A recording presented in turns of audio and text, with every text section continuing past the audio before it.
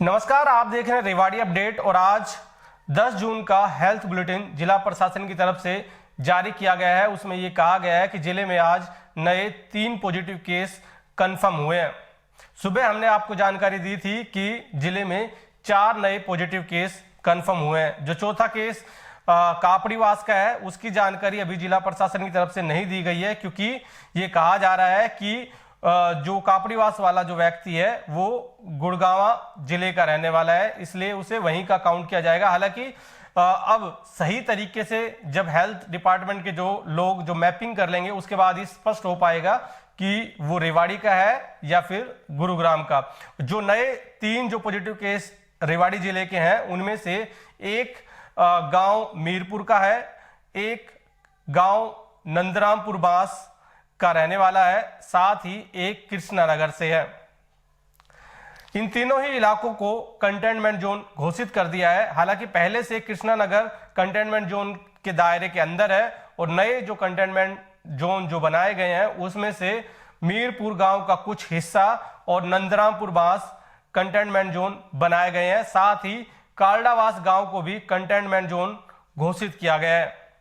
आपको बता दें कि कल से ये कंफ्यूजन बनी हुई थी कि जो कल कालूवास गांव का जो पॉजिटिव केस आया था वो कालूवास का था या कालडावास का, क्योंकि हेल्थ डिपार्टमेंट की तरफ से और जिला प्रशासन की तरफ से जो जानकारी जारी की गई थी उसमें ये कहा गया था कि कालूवास में एक पॉजिटिव केस कंफर्म हुआ है। और अब जब उस केस की हेल्थ डिपार्टमेंट के लोगों ने मैपिंग की तो सामने आया कि वो कालूवास से नहीं, कालडावास गांव से था।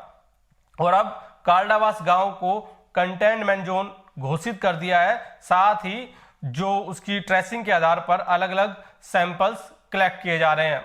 अभी अगर जिले में बात करें तो जिले में अभी तक जो सैंपल्स हैं वो 3495 सैंपल्स लिए गए हैं, जिनमें से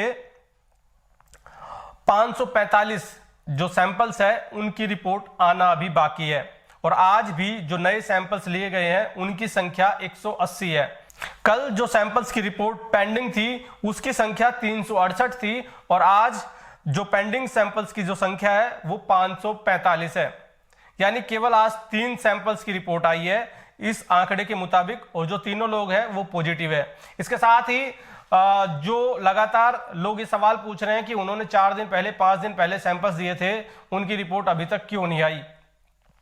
स्वास्थ्य विभाग अभी ये नहीं बता रहा है कि कितने तारीख तक की रिपोर्ट सामने आ चुकी है या पूरी आ चुकी है, लेकिन फिलहाल ये जरूर कह रहा है कि पहले जो सैंपल्स हैं वो फरीदाबाद लैब में भेजे जाते थे, लेकिन फरीदाबाद लैब के जो कर्मचारी हैं वो पॉजिटिव आने के बाद में अब जो सैंपल्स हैं या तो रोहतक पीजीआई भेजे जाते हैं या फिर दूसरी लैब में भेजे जाते हैं। इसलिए जो सैंपल्स की रिपोर्ट में देरी हो रही है उसका बड़ा कारण यही है, और माना जा रहा है कि जल्द इस समस्या का समाधान हो जाएगा और जो पेंडिंग सैंपल्स है इनकी रिपोर्ट भी जल्द आ जाएगी।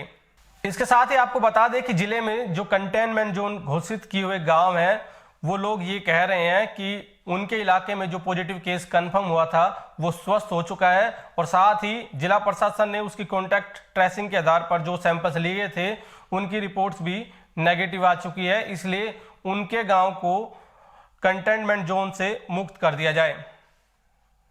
हालांकि जो कंटेनमेंट जोन का जो दायरा होता है वो 28 दिन का होता है, और आज खटावली गांव को कंटेनमेंट जोन और बफर जोन से मुक्त कर दिया गया है।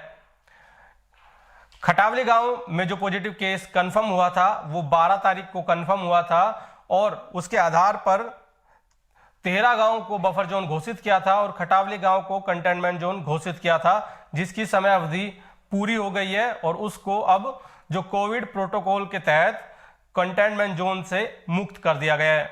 यानी अब उस गांव की जो तमाम जो प्रक्रिया है वो सामान्य हो गई है, और जो बाकी जो कंटेनमेंट जोन है वहां पर अभी पाबंदी जैसे पहले थी वैसे ही अभी जारी रहेगी। इसके साथ ही जिलाधीश यशविंदर सिंह ने जिले के सभी अधिकारियों के साथ में बैठक की और कहा कि जो कोविड-19 प्रोटोकॉल के तहत जो गाइडलाइन है उसकी अनुपालना अगर कोई नहीं करेगा तो बर्दाश्त नहीं की जाएगी।